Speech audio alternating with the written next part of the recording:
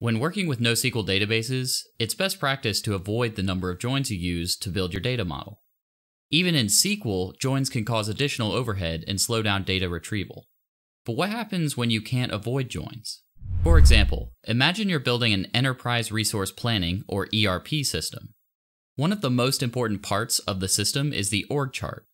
At the very least, you need to be able to show details about each employee, where they're located, and who they report to, or who reports to them. The most logical way to store this data is in a tree. Let's look at how you might do this in traditional SQL as well as NoSQL with Redis using the tree and graph pattern.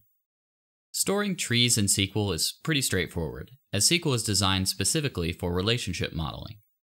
To model your org chart, you might have two tables, employees and locations. Your employees table would contain a location ID and a reports to ID to use to keep track of your employee hierarchy and locations. Now let's look at two potential SQL queries you might want to make. You need one query for getting employees who work for a specific manager, and another query for getting employees who work at a specific location. For the first query, you would need to select your fields from the employees table, then perform a self-join using the reports to ID. For the second query, you would select fields from the employees table again, and this time join to the locations table using the location ID. While these two queries are relatively simple, what if you wanted to go one or more levels deeper with the manager query? For example, what happens if you want to find employees who have 2 degrees of separation from someone?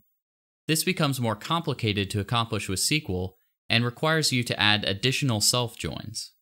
Depending upon the complexity of your query and how many employees you have in your database, it can become prohibitively slow to use SQL to get the information you need.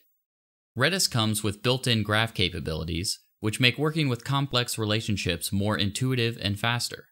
Under the hood, Redis uses the Cypher language to allow you to work with trees and graphs. Let's take the same example from earlier and see how you would use Redis to accomplish the same thing. Using Redis Insight Workbench, let's visualize the command for getting employees with a specific manager.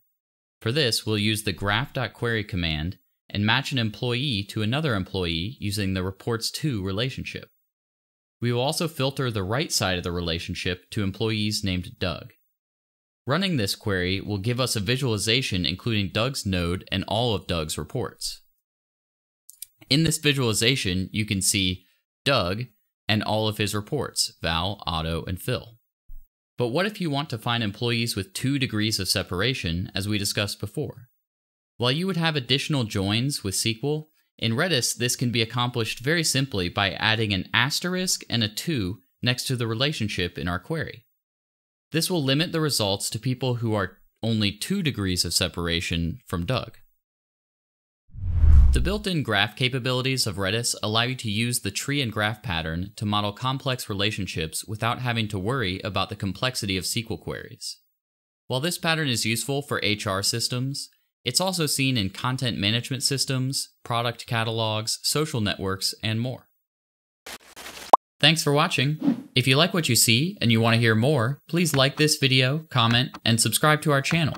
Also, be sure to check the description down below for a link to sign up to Redis Enterprise Cloud for free.